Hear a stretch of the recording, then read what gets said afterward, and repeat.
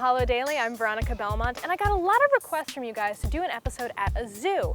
This isn't a zoo. I thought this would be even better because it is a wildlife education facility, and I'm here with Allie Beraha, who is the zookeeper slash wildlife educator. Kind of everything. Excellent. So what's the name of this place? We're called Wildlife Associates, and we're in Half Moon Bay.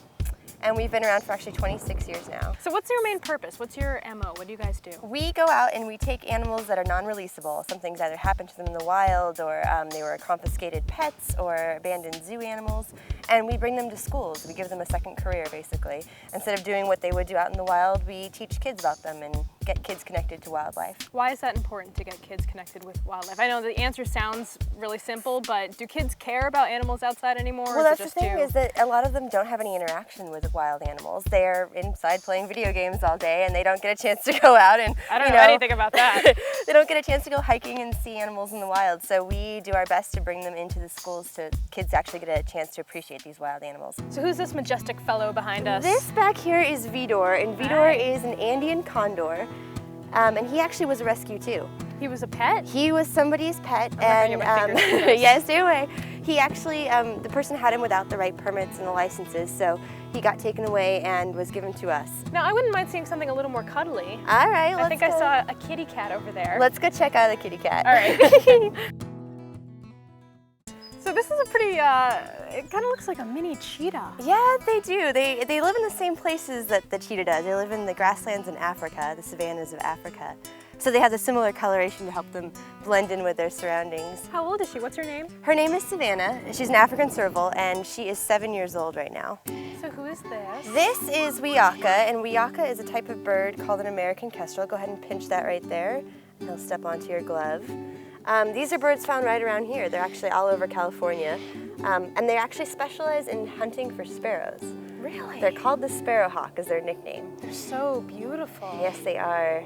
So Allie, this is obviously a sloth. This is a sloth. This is a two-toed sloth from the rainforest in Central and South America. And they're called a two-toed sloth because of their front two toes. You can actually get a good shot right there of the back 3 toes, which they all have. But there's also a variety called the three-toed sloth, which have 3 toes in the front. And what are sloths related to? Are they their own separate family, or do they have any relatives? They're actually related to armadillos and anteaters. Very cool. What is he eating? It's obviously not ants. It's not ants. It's kind of hard to get enough ants. They can eat up to 5,000 ants in one sitting. Oh so we give him a special diet that's actually an insectivore diet, because that's basically all they eat is insects. So it's a special pellet that we grind up and make into this big goopy milkshake. There you go. They don't actually have any teeth, they just have a tongue. So they will actually stick their tongue out and slip it into their mouth. This is a North American porcupine. We actually do have them here in California, up in the northern part of California. In the pine forest is where they like to hang out. And they eat all day long. All day long. All day, or actually all night long. They're nocturnal, so they're spending most of their night chewing on the bark of the trees, the cambium layer underneath the bark.